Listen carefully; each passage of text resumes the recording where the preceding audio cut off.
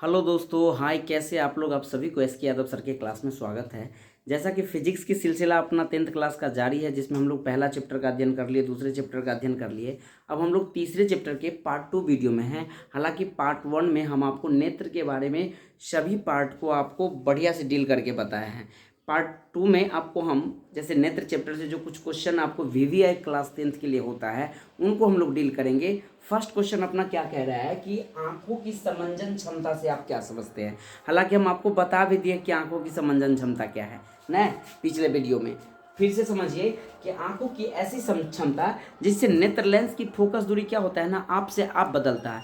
आप से आप बदलने का सेंस खुद से बदलता रहता है। जैसे कि कभी हम यहाँ देखते हैं, कभी दूर की वस्तु देखेंगे, कभी नज़दीक की वस्तु देखेंगे। यही है आंखों की समंजन क्षमता।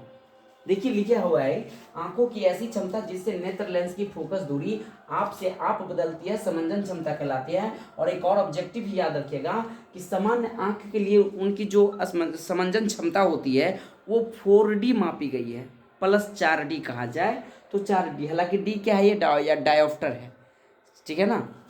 पावर यानी लेंस की क्षमता का मात्रक हम लोग डायोप्टर में मापते हैं, ऐसा मात्रक, तो ये डी वही है, ठीक है ना।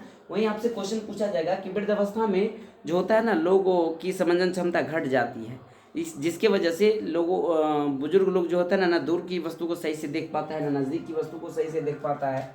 तो वृद्धावस्था में आंखों की समंजन क्षमता पर क्या प्रभाव पड़ता है, तो वो डिक्रीज हो जाता है, अर्थात घट जाता है। उम्मीद है कि आप आंखों की समंजन क्षमता समझ गए होंगे, क्योंकि पार्ट 1 में भी आपको अच्छे से बता दिए है। अब अपना क्वेश्चन आता है यहाँ से, मोतियाबिंद क्या है। हालांकि ये क्वेश्चन आपको 10th क्लास में उतना नहीं पूछता है, फिर भी आप जानकारी रखिए, क्योंकि मोतियाबिंद क्या है। मोतियाबिंद क्या होता है ना कि आंखों के ऊपर एक धुंधला टाइप का एक परत जम जाता है, ठीक है ना। उनको हालांकि ऑपरेशन करके आप हटवा के आप उसमें क्या कर सकते हैं ना, इसका मतलब जब धुंधला को हटवा करके आप रोशनी को वापस कर सकते हैं, अर्थात कहने का सेंस आप किसी वस्तु को देख सकते हैं। तो मोतियाबिंद के लिए याद रखिएगा कि कभी कभी जब अधिक आयु के कुछ व्यक्ति होते हैं, अर्थात बुजुर्ग लोग कहा जाए, तो उनके नेत्र का क्रिस्टलीय जो लेंस जो होता है ना, ऊपर का पार्ट, ये दुधिया हो जाता है और धुंधला हो जाता है। इसी स्थिति को हम लोग क्या कहेंगे, मोतियाबिंद। मोबाइल नंबर में समझ जाएगा, ये मोतियाबिंद है, ठीक है। वही क्वेश्चन पूछा जाएगा ऑब्जेक्टिव में भी, याद रखिएगा कि मोतियाबिंद के ऑपरेशन के बाद क्या रोशनी आना संभव है, तो बिल्कुल संभव है। मोतियाबिंद का ऑपरेशन होने के बाद आंखों का रोशनी वापस हो सकती है, अर्थात वो व्यक्ति देख सकता है। नेक्स्ट है, सामान्य दृष्टि की न्यूनतम दूरी क्या है। ये बहुत क्रीम क्वेश्चन है और वीवीआई क्वेश्चन है। देख लीजिए, मोतियाबिंद पे मैंने आपको ब्रेक लगाया कि ये उतना लेवल का आपके लिए नहीं है, लेकिन आपको सामान्य दृष्टि की न्यूनतम दूरी आपसे पूछा जाएगा क्या है, तो वैसा न्यूनतम दूरी जहां वस्तु का सामान्य आंख द्वारा आसानी से देखा जा सके। अब मान लीजिए यहाँ पर हम इसको सटा लेंगे, हमको पता ही नहीं चल रहा है कि इसमें क्या लिखा हुआ है। इसको ज़्यादा सटा लेंगे तो नहीं देख पाएंगे, इसके लिए हमको थोड़ा थोड़ा दूर करना पड़ेगा। कितनी दूरी पर हम दूर कर लेंगे ताकि हम इस लेटर को पहचान जाएंगे, इस अक्षर को पढ़ने लगेंगे कि ये जो कंपनी सबका नाम लिखा हुआ है इनके कंपनी का, कितने दूरी पर। तो मिनिमम जो दूरी होगी ना, वही दूरी आपका क्या कहलाएगा, निकटतम दूरी कहलाएगा। देखिए वही डिफिनीशन है, वैसा न्यूनतम दूरी जहाँ रखी वस्तु को सामान्य आंख द्वारा आसानी से देखा जा सकता है, स्पष्ट दृष्टि की न्यूनतम दूरी कहलाता है। और एक ऑब्जेक्टिव तो कसमें खा लीजिए, कन्फर्म पूछता है कि स्पष्ट दृष्टि की न्यूनतम दूरी क्या है, तो 25 सेंटीमीटर।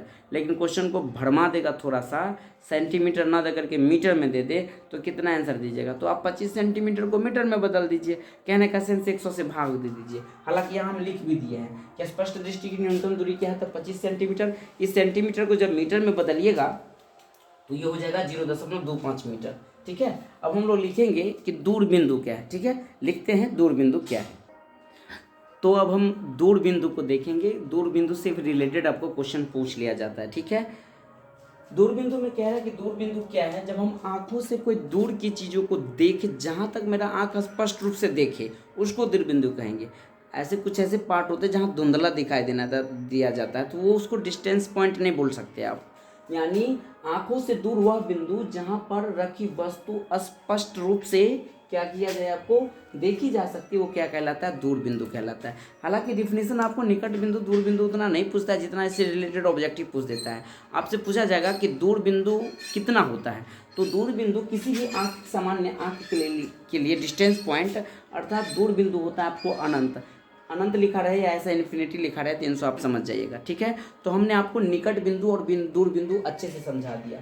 अब एक क्वेश्चन और आता है, दृष्टि विस्तार क्या है, यानी आंखों की दृष्टि विस्तार क्या है। कहने का सेंस सामान्य आंख के लिए निकट बिंदु से लेकर के, आप कहेंगे दृष्टि विस्तार एकदम आंख में सटा लेगा, नहीं, आंख में सटाने के सेंस नहीं, जहाँ पर हम अक्षर को पढ़ ले अर्थात कितने सेंटीमीटर पर पढ़ रहे हैं, कहिए 25 सेंटीमीटर पर पढ़ रहे हैं, 25 सेंटीमीटर पर हमको ये स्पष्ट दिख रहा है।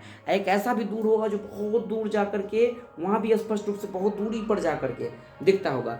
तो निकट बिंदु और दूर बिंदु दोनों के बीच की जो रेंज होगी उसी रेंज को हम लोग, उसी दूरी को हम लोग क्या कहेंगे, दृष्टि विस्तार कहेंगे। अर्थात सामान्य आंख के लिए निकट बिंदु से दूर बिंदु के बीच की दूरी को हम लोग क्या कहते हैं, दृष्टि विस्तार कहते हैं। वहीं 2-3 स्टार भी आपको समझना है कि मानव नेत्र स्वाभाविक है, कितने आंख होते हैं, 2 आंख होते हैं, और जिसमें एक नेत्र का जो क्षैतिज दृष्टि एंगल अगर देखा जाए, अगर एक नेत्र से हम कितने डिग्री के कोण तक बना करके देख सकते हैं, देखिए गौर से, अगर दोनों आंख खुलेगा तो ज़्यादा एंगल देख सकते हैं। अगर एक आंख को हम बंद करके देखें तो 150 डिग्री, एक आंख से हम लोग कितने क्षैतिज का कहने का सेंस, जैसे गाड़ी चलाते हैं, गाड़ी में जो लाइट बढ़ता है देखते हैं ना, क्षैतिज तरीका से पूरे रोड को झकाझक कर देता है, वैसे अपना बॉल तो यही है ना जी।